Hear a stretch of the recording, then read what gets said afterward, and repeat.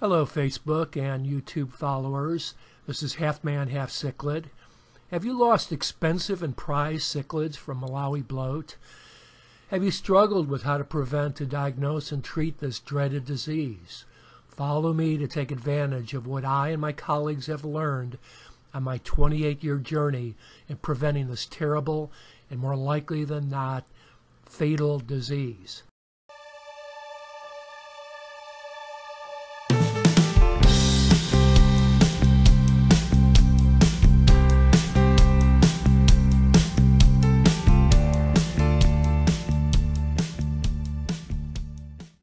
Welcome back. I am providing here what I consider to be the best, most concise description of the dreaded disease Malawi Bloat. For those of you who are not familiar with this disease, you may want to hit the pause button and read through this description before I attempt to illustrate these points with examples. One of the telltale signs of the disease is a change in the fish's behavior and the appearance of a long white strand of fecal material. If you are like me, you have lost prize fish to this disease and witnessed the characteristic bloating.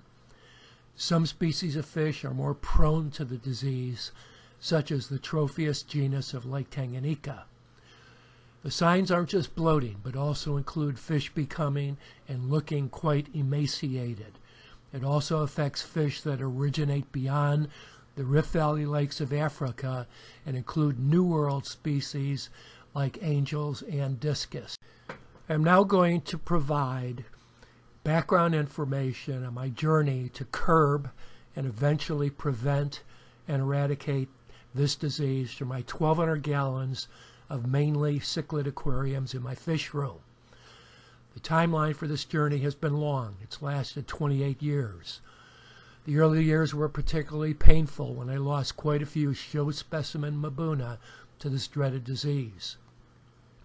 In the last 7 years or so, I've performed searches of the literature on this topic, interviewed numerous breeders who felt they had resolved the bloat problem. I've run parallel tests with aquarium colleagues and biologists to test out various prevention strategies. I can finally report that I've had 5 years without witnessing this dreaded disease. The next illustration is one of my key learnings from this journey to eradicate bloat.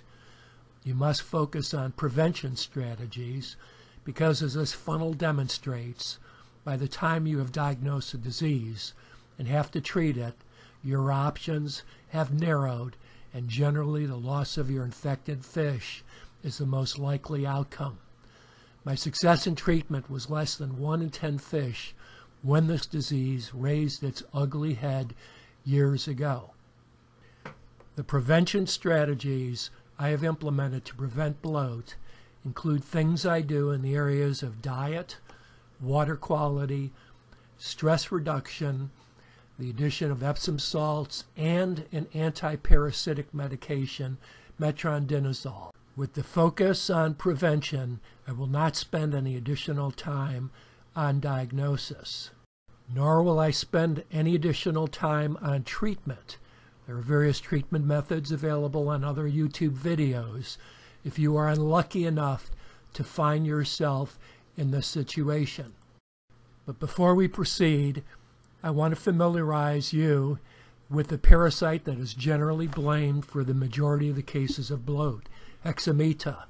I must make you aware, though, that there is another school of thinking that attributes bloat to primarily diet and water quality. The first and a very important prevention strategy is diet. You must adjust the protein content of your fish food based on the natural diet of the type of cichlid you maintain. Mbuna require more plant-based protein in their diet than predatory haps, which require more animal-based protein. I have a 2-part series on food selection on my channel and will provide links at the end of the video.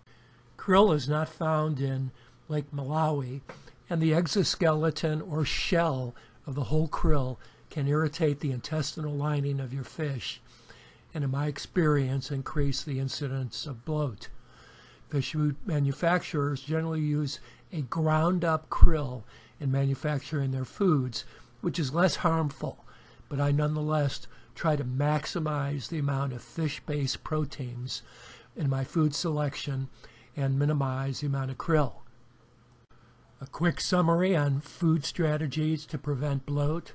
I use only premium foods. I make sure there is the correct ratio of plant and animal-based proteins, and I've eliminated whole krill, and I minimize krill in general in my fish's diets. The next prevention strategy for bloat is water quality. I work to keep my nitrates below 30 parts per million using various biological methods that I cover on my channel, in addition to water changes. My water parameters, pH and hardness, are similar to that of Lake Malawi's water. I maximize filtration effectiveness by focusing on how much and the types of biomedia I have supporting my aquariums, and paying a lot less attention to how many gallons per hour my filters push through. This makes sumps particularly effective in this respect because of their large capacities for biomedia, and it eliminates the occasional ammonia spike that can weaken your fish's resistance. The next bloat prevention strategy is stress reduction. For reasons that really require a separate video, in my observations, African cichlids experience considerably less aggression and hence stress in more crowded conditions. The stress reduction strategies that I employ include higher population density, excellent water quality, good water change methods, and species that are compatible with each other.